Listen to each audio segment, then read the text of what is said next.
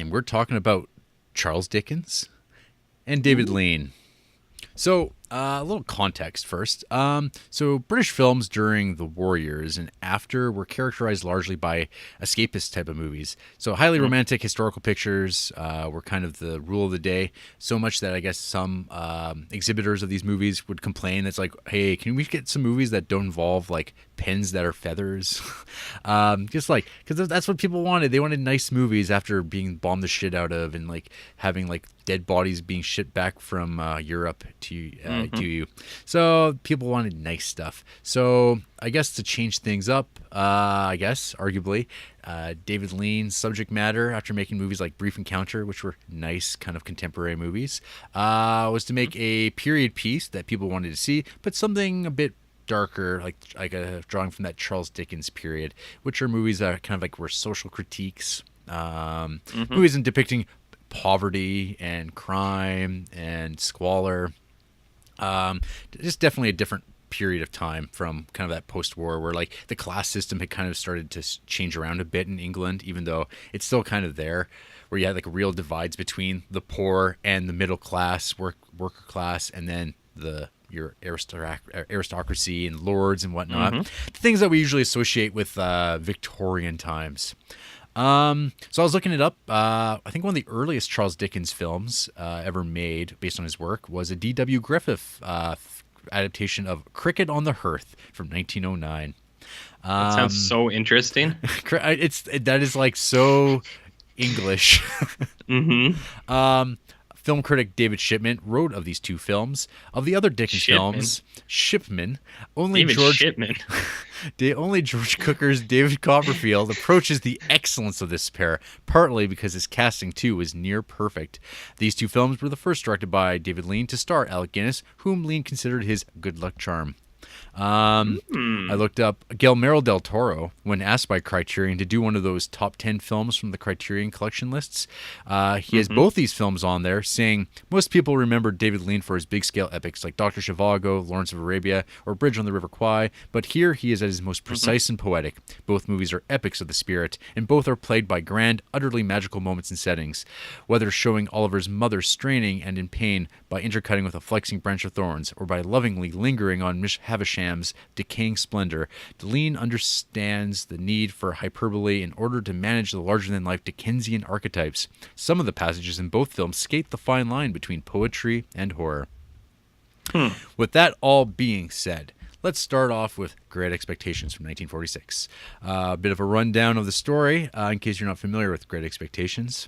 Pip, a poor orphan who lives with his horrible older sister and her husband Joe the blacksmith, one day goes out to visit his mother's grave and is accosted by an escaped convict who he helps out of fear for his life. Despite his efforts to help the con on the run, the convict is sent up the river by the proper authorities. We get a time jump to Pip now being brought to this creepy old house where one Miss Havisham lives, and she has the pinch hens for mind games, using her ward Estella to fuck with boys.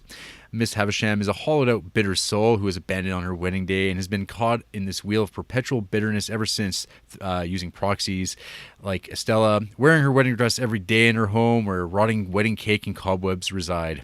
Havisham is having her ward Estella basically be beautiful and treat old Pip poorly, as this is the key to any young man's heart, and it apparently works. We get another time jump now to Pip as a younger man, ready now to become a blacksmith's apprentice with Joe, and forever be relegated to his working class status. Or is he?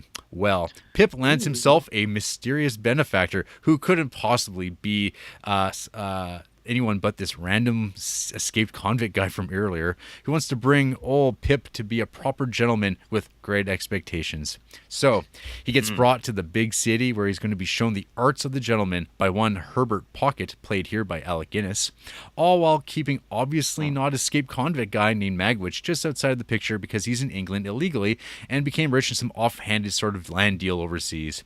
And then we find out Magwitch the convict is the mysterious benefactor, and this all has to be kept quiet because Magwitch isn't supposed to be there. Magwitch is really keen on old Pip since he was a good kid back in the day when he needed him. Havisham was pretending that she was the benefactor, or leading him on to make Pip believe that that was the case. But she's still bitter and horrible, wants to destroy people's lives. Estella is back, looking hot, but she's got no heart. She's set to marry this turd Bentley Drummel. Oh, hey, turns out Estella's actually the daughter of old Magwitch. What a coincidence. Now old Drummel wants nothing to do with her because she's the daughter of a dirty old ex-con. As for that scheming Miss Havisham, don't worry, she literally burns alive. And it turns out that the other escaped convict guy from the beginning of the movie is also Miss Havisham's old fiancé, and he wants to kill that Magwitch guy, and that winds up happening, but not before he learns that his daughter is alive and well, so he can die happy. Hey, everything basically works out here in the end because that's the nice thing to do. RJ, what did you think of Great Expectations? You want to hear? You want to hear what I thought of these expectations and whether or not they were great? That's why we're here.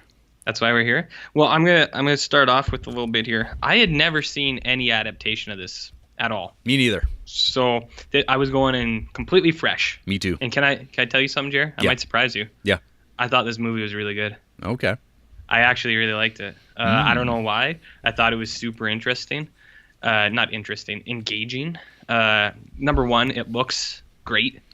That intro with like the marsh and the black and white and like fog, black and white fog, I think is like my favorite shit ever. Where you got like marshes and posts and crosses and stuff like that, and you got all that fog. That's the best. That shit is the best. So I thought this whole movie looked really good. I thought the story was pretty interesting. Despite your, I think, sarcasm in your synopsis, I actually didn't think that the escaped convict was the benefactor until he showed up. And I was genuinely surprised. I was like, oh, shit. Because I thought it was Miss Havisham. But what a fool I was, like all the other audience members in 1942, who I'm sure were maybe also fooled, maybe not. Well, for that book that was like 100 years old at that point. So I thought that was pretty cool. I don't know. There was a lot of stuff I liked. I liked the dark gothic like feel of Miss Havisham's mansion, where it's just like dank ass spider webs everywhere, and the just the fact that she's got that cake just rotting forever, and she's just the oldest lady alive. I thought that was all really neat. I like that shit. There's also other creepy stuff, like those creepy ass face casts, which I also thought was really funny when the kid goes to the lawyer's office when he first gets brought into the high life, and he looks up and he sees like a mask, and he's like, whose likeness is that? Whose likeness is that? How is that even a way anyone talks? Insane. But anyways, I thought that was creepy that this guy gets like face molds of people that die for some reason. That's pretty neat. What else do I want to talk about? I have like individual things that I like, but one I can get to that later unless you want me to just blow through it. Whatever. Go for it. All right. At the start, that lady's got some sick pouring skills. She pours tea from about 6 feet up, which I think is crazy. I wrote down a quote that was called "sick fancies," which when Miss Havisham brings in little boys to play in front of her, I thought "sick fancies" was a term that we could describe your interests a lot. What else? His fancy clothes are really funny because he just looks like a pilgrim with a really big tie. I thought not Alec Guinness, but when his dad comes and he's like fumbling with his hat, that's the most out of control hat I've ever seen. I don't really know why it's like that. This movie got really dark when that lady burned alive. Also, was no one gonna question him for that shit? Like she burns alive and then he just leaves and everything's like fine. Nobody's like, hey man, did you burn that old woman? I thought that was pretty weird. And then I'm just gonna finish on one note, which is partially this, partially the next movie, partially other movies we've watched already. Yeah. And how often did people buy orphans? Like, is this a thing that happened all the time? Like Citizen Kane, he gets bought. Oliver Twist, he basically gets, like, you see other kids kind of getting bought or like farmed out. And in this one, it's like you have a benefactor. It's like, did no one question that? It's like someone wants to like give you lots of money. It's like, oh, cool. Like, Well, because like in Citizen Kane, he's not even an orphan. He just gets outright basically what? traded up Yeah. to a richer man. So like, how often did that shit happen? That this is like, I don't know. I don't know. I don't know. It seems like it's more of a narrative trope than it is. I don't know, based in Like a reality. real thing? I don't know. I have no idea. Okay. I'm not an orphan. All right. Well, anyways, I actually like this movie, and I was surprised by it. So, let's hear your take, I guess. Eh. Yeah.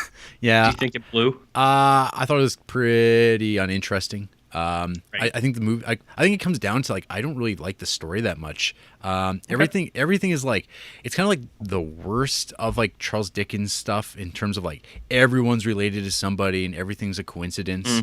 The mannered costume drama stuff comes through too much, and there's like way too many scenes of characters. Like this is like a complaint that people would have against like Citizen Kane, where it's like it's just people talking in rooms, which is bullshit because that movie is like amazingly shot and like super exciting. Like every scene is just super exciting. This I felt like wasn't that like excitingly shot and seemed like it was a lot of the time. It was just like cameras watching characters in rooms over and over again. Like when I kind of skimmed through this again this morning, like just like on my laptop, and I was like, oh my god, is this the same scene? Like it's literally like back to one guy sitting behind the table again. Like there's like no movement, there's like no changing things up. It seems like they're moving kind of just through spaces. And I don't know, like it's very well shot. I mean, like outside of like the Miss Havishams, like her, like the set decoration in that, and like everything like that stuff's awesome. Like that I was actually really aware of like Guillermo del Toro in those scenes because I was like, this reminds me of like Crimson Peak and like kind of like Mario Bava stuff. But again, those are all things that if people, astute listeners will recall, I don't really care for Mario Bava that much, and I didn't, and I don't like Crimson Peak at all. And it's sort of like in the same thing for me, like where I'm just kind of like not that excited by the period. I guess, at least as it's depicted here in Great Expectations. I guess someday I could try watching one of the BBC miniseries adaptations of this that are like more like episodic and like they're I don't know, sexy ones. No, I don't think they're sexy ever. They're just longer, I guess, but like they let the story breathe more. I don't know. There's just something I couldn't really put my finger on, but I just like was totally not engaged by this movie. And I was kind of like, man, what is up with these like David Lean movies? There's like Summertime, Great Expectations. I'm just like, something off about them for me. Like and like obviously like also like the Miss Havisham thing. Like I was thinking like, well, this seems to work fairly well, but something seems off. But I was like realizing one of the things I really liked about this is like, oh yeah, it's basically Sunset Boulevard, which came out like 5 years later. It's like the same thing. Like you got crazy old woman like wearing her old clothes, living this old husk of a life in her mansion. Same kind of beat, and I think I'm sure Billy Wilder probably drew on that like maybe not from this movie per se, but definitely from the book that again had been out for like 100 years by the time this came out. But basically for the scenes that really jumped out at me, it seemed like stuff was just happening for long stretches, and then she starts on fire, and I was like, what? And then like the scene of him like having to pull the tablecloth off and just destroying the long table, that's really good, and like trying to put her out, and she's like, well, I guess she's dead. And then he just leaves, and then he just he just drops the mic, I guess, and that's that.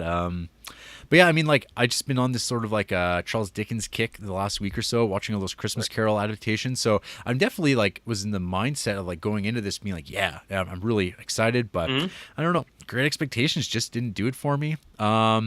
I don't know. I can't put my finger on what that was, but I just found I was really indifferent, and I think it comes right down to the story. I just don't like it that much. No Heart Duncan, huh? No, no Heart Duncan. He can't have a happy ending. No, that's fine. Like that's what I was saying too. Before I watched both of these, I was fully expecting me to just be like, bleh, like whatever, just boring old ass shit. But I did like this one. So okay, yeah, I liked it. The two things you mentioned too is like the cinematography and the production design. It won Academy Awards for both. For the work of Guy Green, the cinematographer, and John Bryan, who's the production designer, who would carry over to Oliver Twist. I do believe. I think this one's the better looking movie. Really? I do. Oh, wow, that's crazy to me. I do. Yeah, so in 1999, it came fifth in a BFI poll of the top 100 British films, while Hmm. in 2004, Total Film named it the 14th greatest British film of all time. Damn, that's pretty high rankings, man. In 1948, when it played in Canada, it was the most popular movie at the box office. Holy cow. Wow. Hmm. How about What a world we live in. How about that? It's probably because of all those handsome people. Right? I guess. Mm-hmm. Yeah. Well, all right. All right, cool. Well, that's Great Expectations, folks. After this break, we're going to be back with David Lean's Oliver Twist from 1948. Talking Oliver Twist, directed by David Lean from 1948. So, Oliver Twist is about Oliver Twist, professional orphan. We see in the beginning his delivery into this world, his mother seemingly escaping from the world that has turned against her in a very stormy, dramatic fashion, delivering her to a parish workhouse. Like all great fiction, we get rid of old mom by having her die in childbirth, where he is raised by the faceless, uncaring state. We get probably one of the most famous beats in English literature, the "Please, sir, I want some more." The state does not care for this kind of upstarting, so he is sold to a local coffin and furniture maker to be a helper. But that winds up falling through as his dead mom gets shit-talked, and Twist ain't having any of that.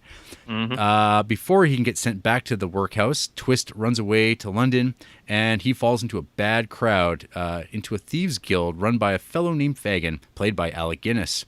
At first, things seem pretty cool. All bit of fun, getting treated with some respect, with a roof over your head, actual food, camaraderie, but there's this lingering sense of real danger here.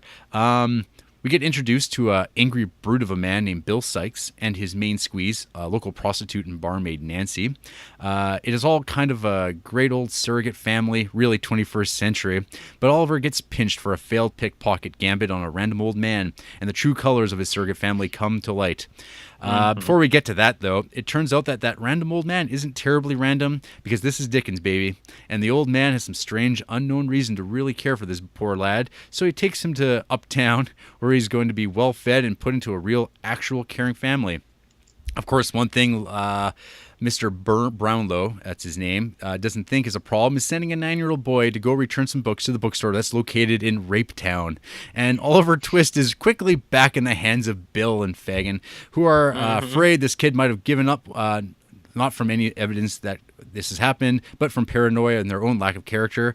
So they want him firmly in their control, because Fagin is also being paid off to kind of keep this boy away from Brownlow. Nancy, though, feels this is all kind of bullshit and wants to see Oliver return to the now concerned Mr. Brownlow, who has put up ads paying a sum for Twist's safe return. Of course, Fagin and Bill can't have that. Fagin, picking up on Nancy's betrayal, has her followed by one of his boys. And sure enough, Fancy is scheming to have Oliver return to Brownlow. Fagin uses this information to fire up the dangerous Bill Sykes, and he definitely delivers, and he beats Nancy to death.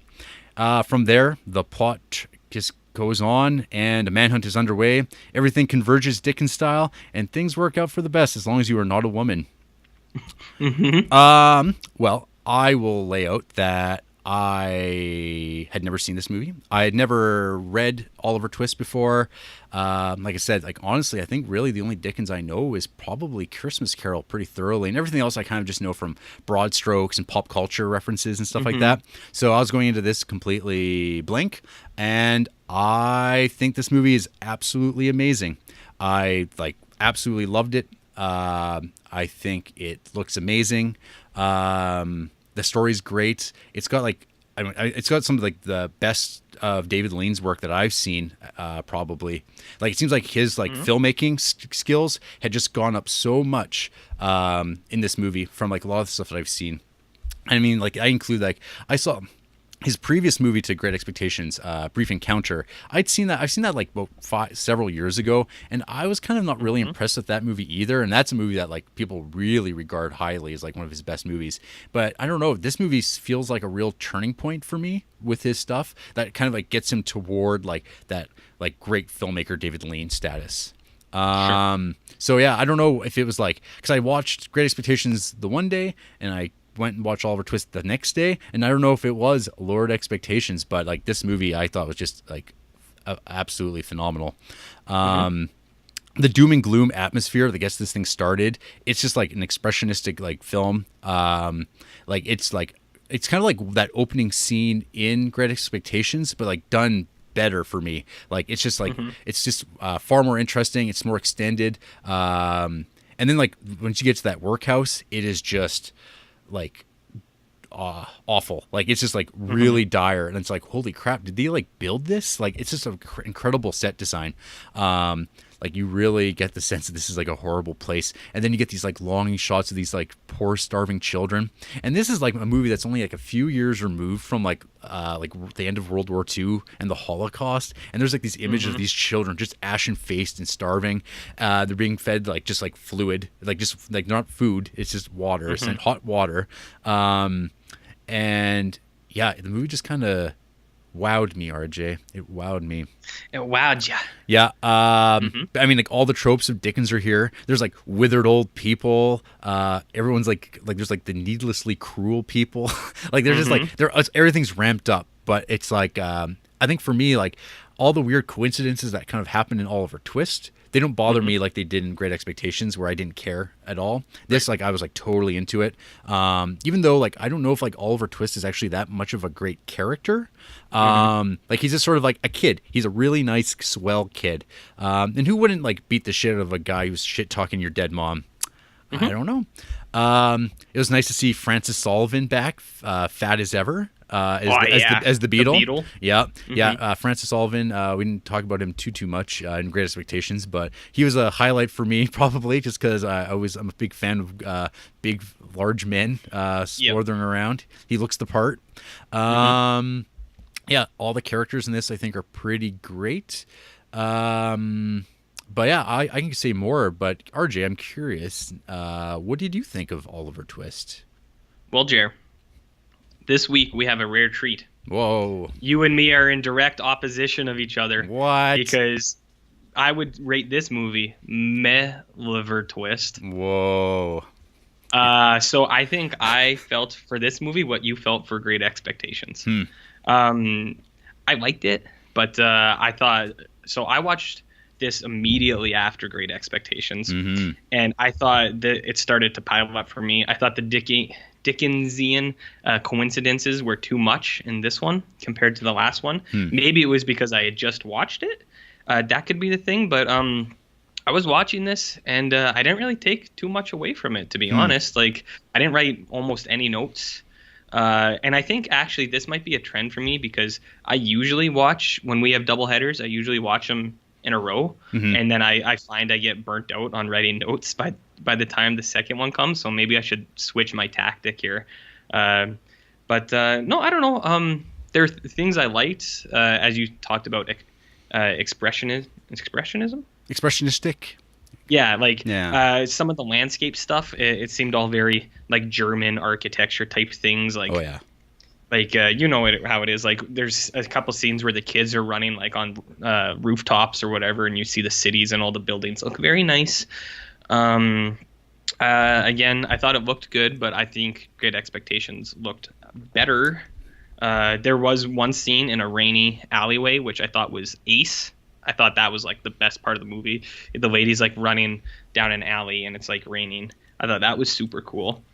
But I don't know. I think the problem with this one, for me, like I like the story, but it's like we were saying, the coincidences, and I thought there was like things I didn't quite understand, and I don't know if it's like, I'm sure it's just when you get a translation to a movie, but there were things like, so the lady character, when she sees Oliver Twist in like Rape Town or wherever that is, and she's the one who like recognizes him and is like, oh, my brother, come on, we need you, come back, and like so that they can like grab him again, and then they go back to the house, and then like as soon as they get there, then she completely changes her mind. She like tries to help him escape. It's like did you just like change your mind all of a sudden, or is there more to this that just isn't shown?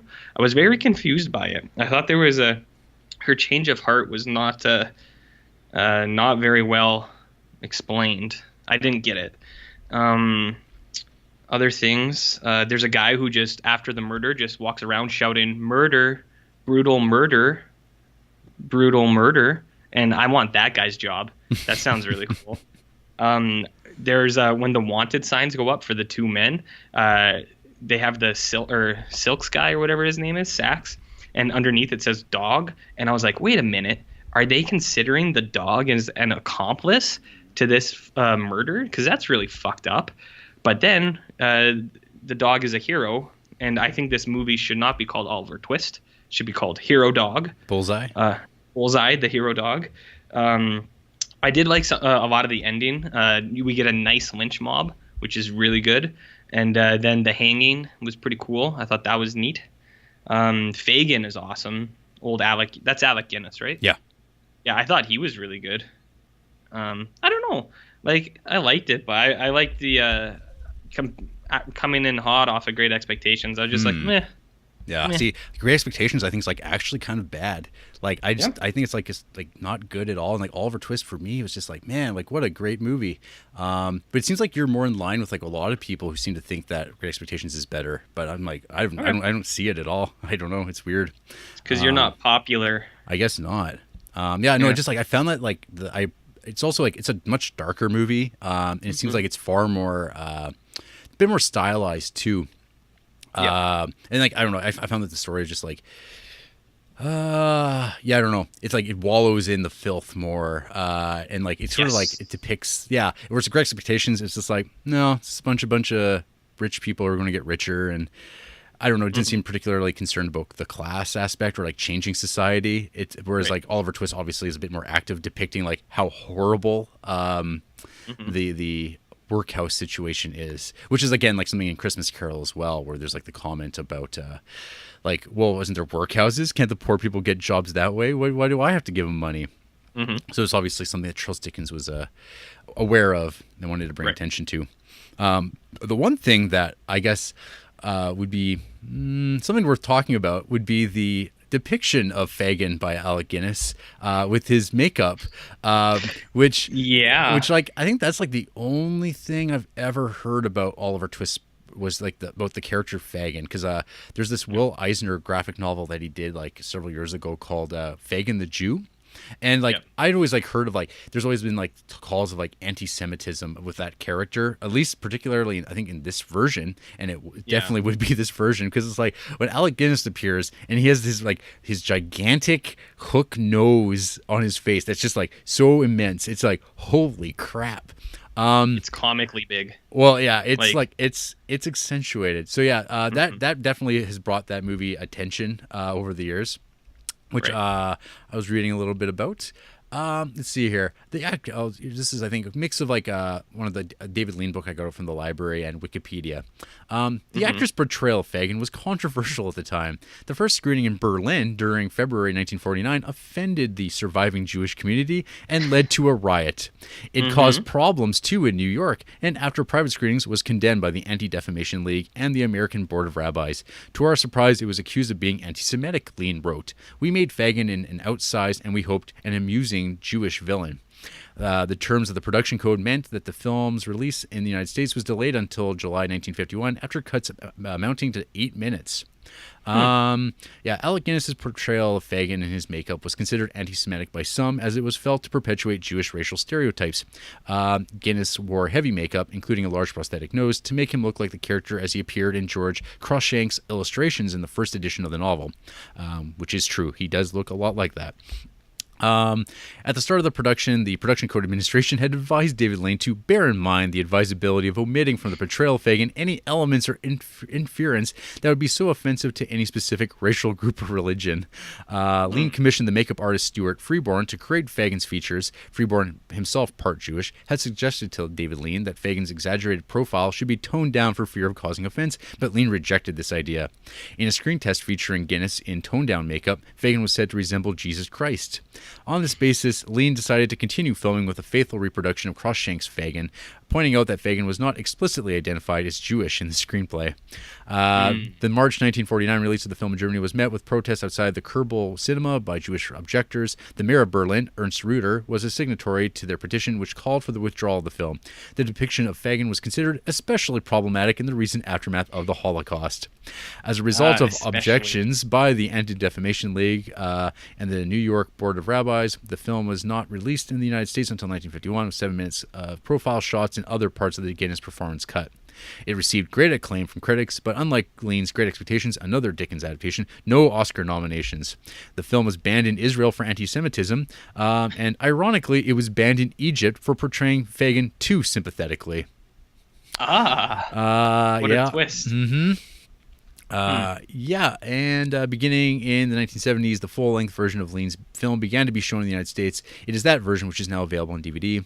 In 1999, the British Film Institute placed it at 46th in its list of the top 100 British films, which I say is bullshit.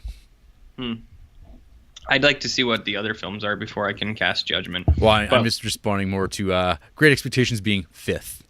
Well, I was going to say, too, I think that's pretty high. Like, I don't know how many British movies I've seen, but I think I could name at least 10 before Great Expectations. But you're not British, are you? Your opinion doesn't matter, RJ. Yeah, I guess. Yeah. Damn right. Well. All right, well, that's weird. Yeah. I didn't know about, like, I know, like, it's impossible not to notice. I don't know. I was like, oh, he's got a huge nose. That's funny. And then, but then I think he actually does a pretty good job in the role. His voice is nice. I like the way he talks. Yeah. No, he's he's a really great villain because so I watched also the musical Oliver from 1968, which won Best Picture. It's a musical adaptation, and it stars a far too handsome Oliver Reed as the Bill Sykes character. And yeah, it's got this awesome rendition of it's like when the kids are coming in to get their gruel. It's them singing about food, glorious food. Ooh. Fantastic. Sounds good. It's not bad. I just find that it misses a lot of the nuance that the David Lean version has. Yep. There's actually one little thing I was reading about. I think David Lean was saying that I think he laid out making Oliver Twist as faithfully adapted from the book as possible, and it would be a 10-hour long movie to do it that way. So I guess what he would do with both Great Expectations and Oliver Twist was they would lay out each of the major stories, and then they would come up with bridging segments. In Great Expectations, it comes through the voiceover narration of Pips, where it kind of just this is how I got to be here now, that sort of thing, which is good, smart filmmaking. But yeah, it's funny. Do you know that bit in the movie where it's when Oliver Twist is a infant is being delivered down into the workhouse, and then you get the Oliver Twist cried lustily. If he had known that he was to grow up under the tender mercies of the beadle and the matron, he would have cried even louder. That's weird because I had just watched the movie and then I was reading something about it and something about how that's not a narration, that's just text on the screen. But I'm oh right, it wasn't read. But when I was trying to think of what that line was, I kept thinking it was narrated, and it's what a weird memory slip for something like that. It's I just watched it and I totally forgot about that. But it's because there's no narration in Oliver Twist. It shifts completely to, which also might be why I like the movie a bit more. And also the use of music in Oliver Twist I find is a lot more diminished, I think, than in Great Expectations. I thought the opposite again. I thought the music in Oliver Twist was a lot more noticeable for me because it was more upbeat. It seems because it was lots of kids running around and it was doop doop boop ba doop ba da ba zibbida ba ba boo. It wasn't that, but it was upbeat. Yeah. So I noticed the music more in Oliver Twist, and I was weird. Yeah, I don't know. That's interesting that one movie works better for the other person. And it's because you start noticing musics or things you don't like as much. Yeah. So basically, this is the end of the show. I guess so. That's it. That's it. What else is going to be said? Yep. Yeah. No, it's fine. You can have different opinions than me. I guess. I won't get mad about that. Yeah. Well, I'm mad, but yeah. you'll learn about that later. Yeah. Yeah. So anyway, who hates these films? Interesting. Blue Void gives this Great Expectations film 2.5 stars. Says, I haven't read this classic book, and quite frankly, this didn't make me want to. It's an unfair judgment, I'm sure, but this movie bore me. There are spots of some really nice cinematography, but really the movie didn't go anywhere I didn't expect it to from the beginning, and didn't do anything to draw me into it. It felt like a book adaptation through and through.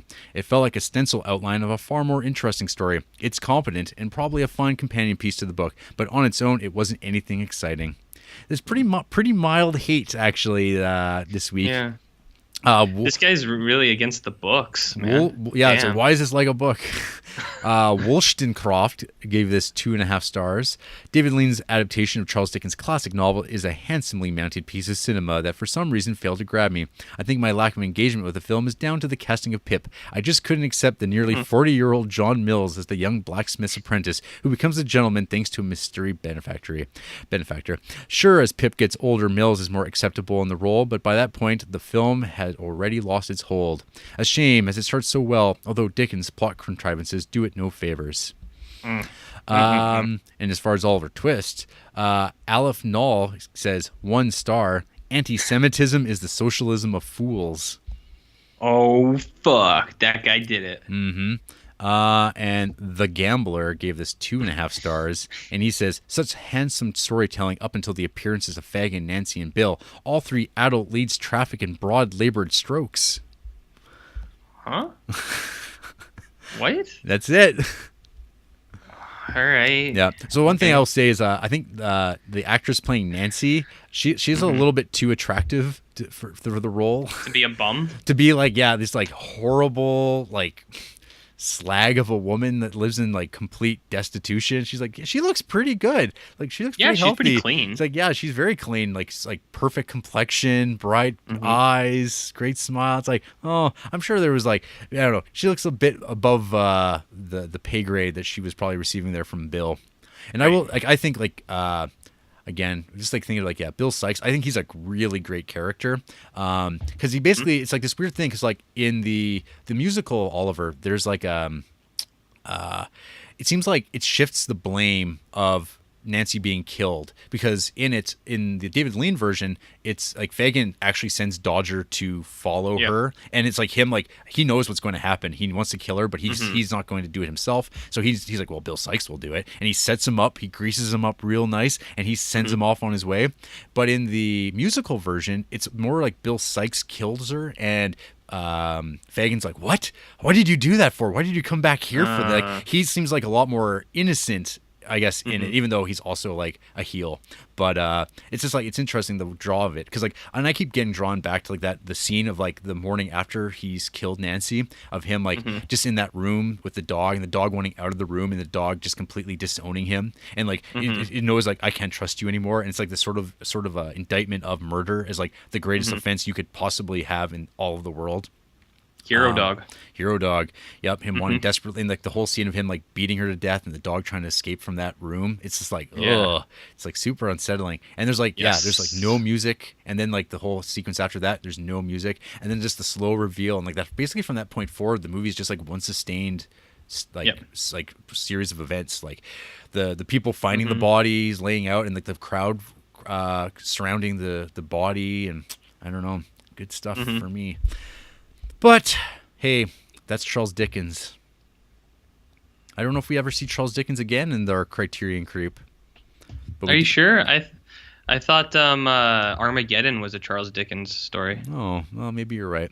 But we do see David Lean several times again. Oh, great. That's good for you, man. You love this guy. Oh, yeah. I like one of them. Yeah. So after the break, we are going to go buy some orphans and put them to work.